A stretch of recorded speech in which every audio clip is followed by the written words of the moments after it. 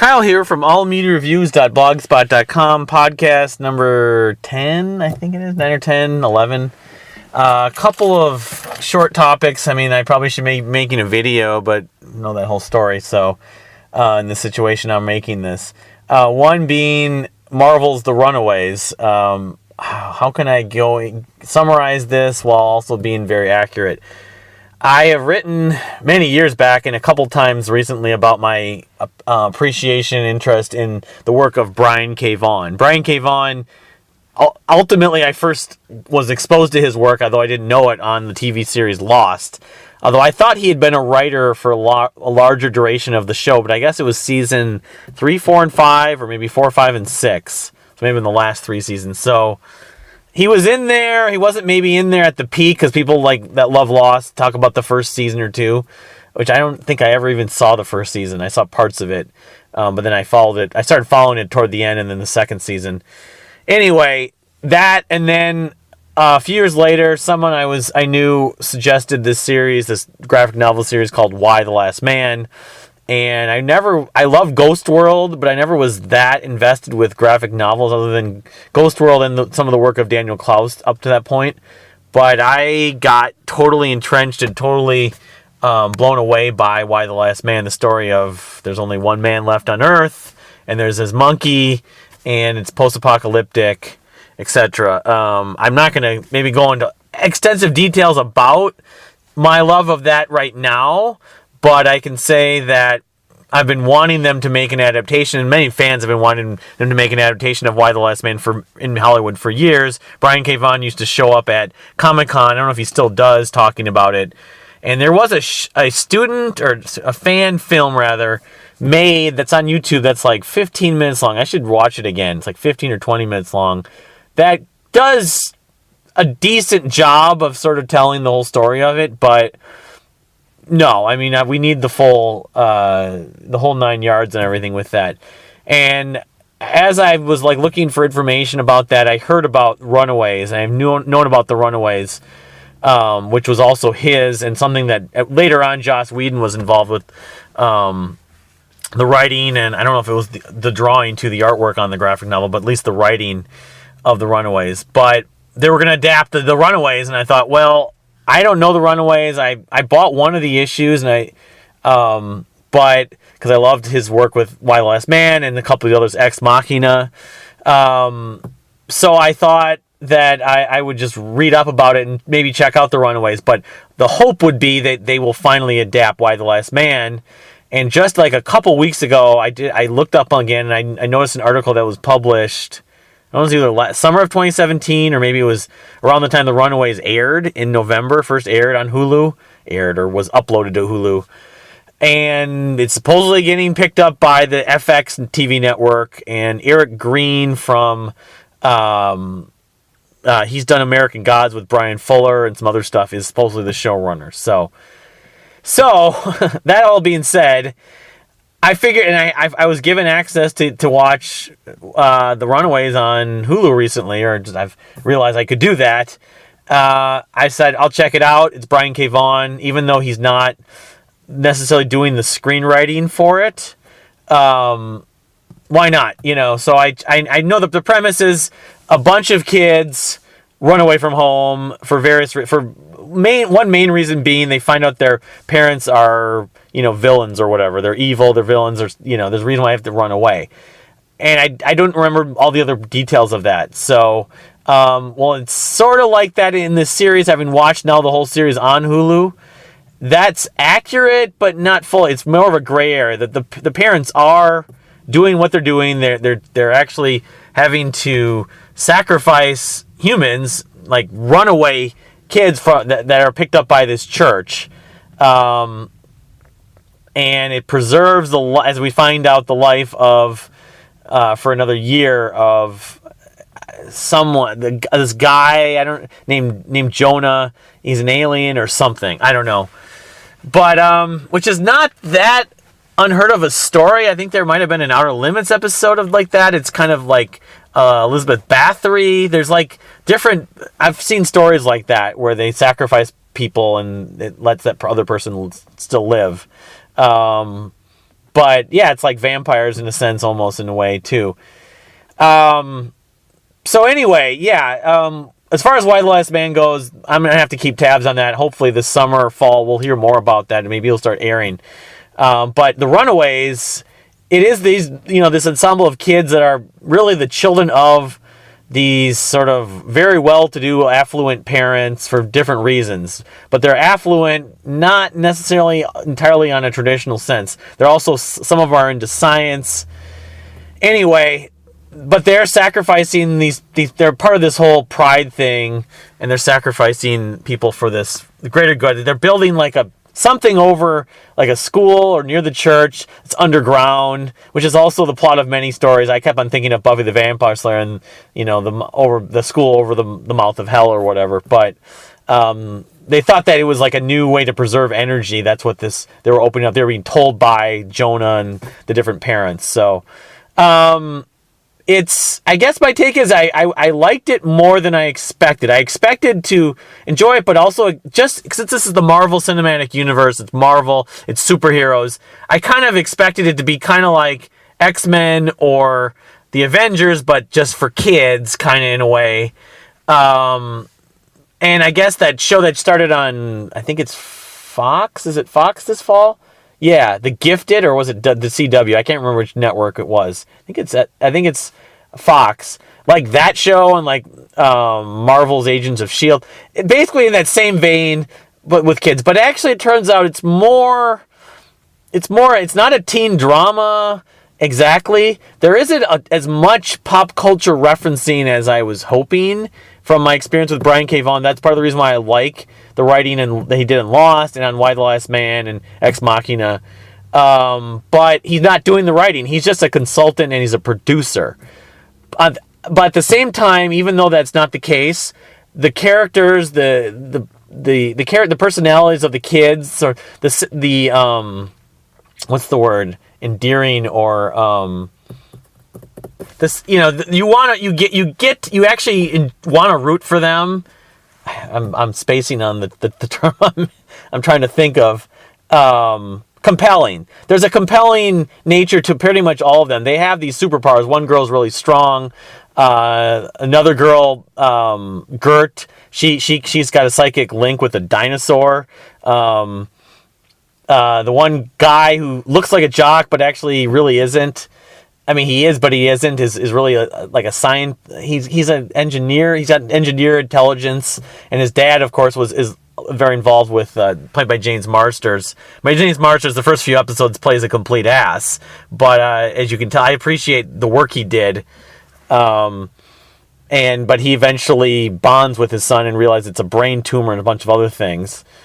What else? I'm trying to think. The Nico, the Asian, the Japanese girl, her sister ends up dying. We find out about what happened with that. A lot of stuff in the past had happened, of course, leading up to where the story starts to take place. Anyway, I'm covering all the different characters. Of course, there's the kid who's sort of the mastermind behind the whole them getting together. They knew each other as kids, and they went their separate ways, and they got back together. I'm blanking on his name for whatever reason. The African American kid he's like a hacker. He's like a gamer hacker.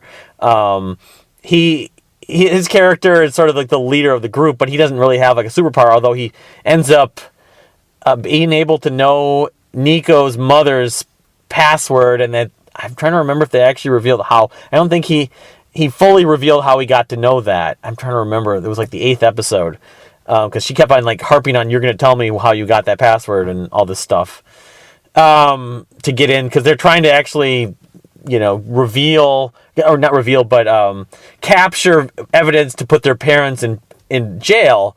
But as it turns out, by the end of the season, even a little before that, I don't know if it really made sense that they would be in jail, or in prison rather. Jail's just like, put their parents away for being involved in these sacrifices. But the cliffhanger, of course, and that's what Brian K. Vaughan is very well known for, is there's a girl, one of the girls that sacrificed, the one that were introduced at the beginning of the season, is they're trying to find out how she died, and they're basically been blamed on the students, on these kids, and they're going to have to run away. So most people thought, well, the show's about them running away from home, and season 2, I assume we'll dive into that and dive into more of what they uncovered in that hole. I'm looking forward to it. I mean, is it my favorite show on TV or among all television? I wouldn't put it at the same addiction of Stranger Things, but I loved Electric Dreams. I would say I like it as much, if not a little more than Electric Dreams. I just don't know if it will have the legs to go for 3-4 seasons. There's a couple details in the graphic novels, which I do want to investigate and find and read through, that I am wondering if they're going to change, because I know they've changed a lot of things, like a lot of times when they adapt stuff from the graphic novels, but characters die. There's one character that is responsible for turning on the others, blah blah blah. Plus the romantic element. Oh, I forgot to mention the girl who's I think she's the daughter of Jonah. Why am I blanking her name? Turns out that her and Nico end up having a lesbian relationship, which I don't know if that's going to have legs too. It might not. Again, that'd be a thing that I don't know if it was fully addressed as in the actual graphic novels from Brian K. Vaughan and the others, and Joss Whedon later. But yeah, big thumbs up. I guess I might try to do more on this just on the blog. I mean, I know it was a few months ago, but I wish I would have checked it out when everyone else was. But yeah, no, the biggest reason I think if this has success, it seems like it's having some success, is it will really launch the anticipation and advertising and hype maybe for Y: The Last Man whenever that comes. Although it may turn out that the Runaways is a better show than Y: The Last Man. I mean, they could easily screw that up.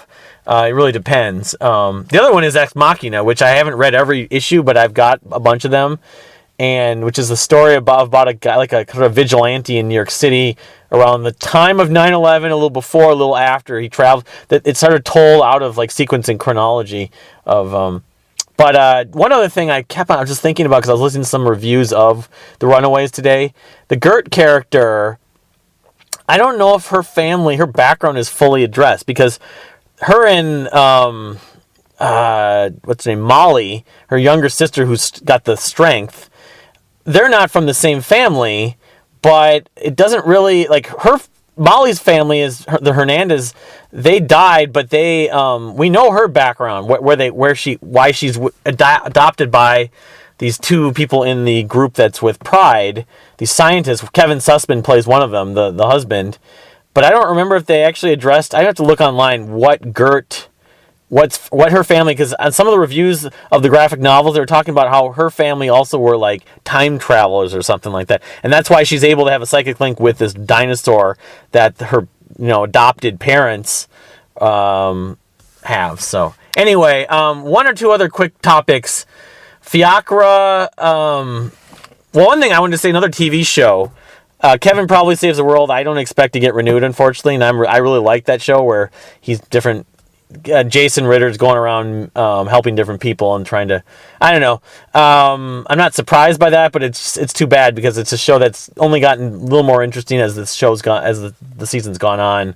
Because it sounds like it's doomed not to get renewed. It'd have to be some miracle. Maybe it'll get renewed and be on Fridays, but ABC typically doesn't do that. But maybe Jason Ritter and some people, the Tyler character, who reminds me of sort of Tyler Labine, ironically, and Dan Fogler and Jack Black. I hope he gets more work. Maybe the two of them work together in something else again, because they were in a previous show together.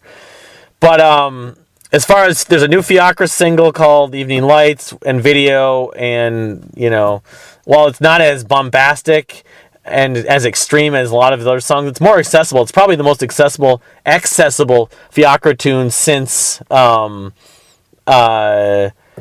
Infinite Loops, really. It's still a great tune. I love the little jazzy part at the end, of course. I'd heard a version of it like a year or two ago on a radio show from England, on a stream on the BBC. But this new version is polished and everything like that. And the new Ben Sinister song I've literally only heard once, and there's a video for it. Again, thumbs up, but that's not surprising. But if you've not checked out, if you're a fan of Ben Sinister or Fjokra, stuff that I put in my blog, and you haven't checked out, the stuff's on, those links are on the blog, of course. But and Ben Sinister has a new album coming out in May. I'm forgetting the exact date at the top of my head. but looking forward to that, of course. That I believe the new single, it's called Heard It All Before, I believe, is going to be on. So some more stuff. A lot of albums are coming out in April. Family Crest, Janelle Monáe, Kimbra, Kindo's album Happy However After, which a lot of people have already heard. And I've heard the Patreon stuff, but I don't know the exact track list. So April's going to be a really busy month. I'm dealing with a new laptop and Windows 10 for the first time, and a job direction which isn't allowing me to listen to as much stuff. So unfortunately, that's a transition for myself. But and even the blog and writing stuff in the blog. But hopefully, along with the living situation, which I've been out of an actual like residence per se of my own for almost a year now, since July.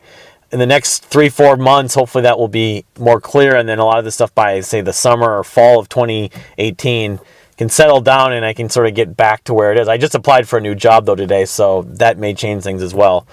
Anyway, that's enough babbling on, but my question would be to ask, have you checked out The Runaways? What do you think of Brian K. Vaughan? You know Why the Last Man? Have you read Why the Last Man? Would you be excited for the series? And of course, The Runaways. What's your take? Have you read the graphic novel series? Anything else he's done? He also did Under the Dome, which I've never seen, but I know there was controversy about his work with it. Which I honestly, even though the premise sounded interesting, I didn't love it. Although it had Hank from Breaking Bad and everything.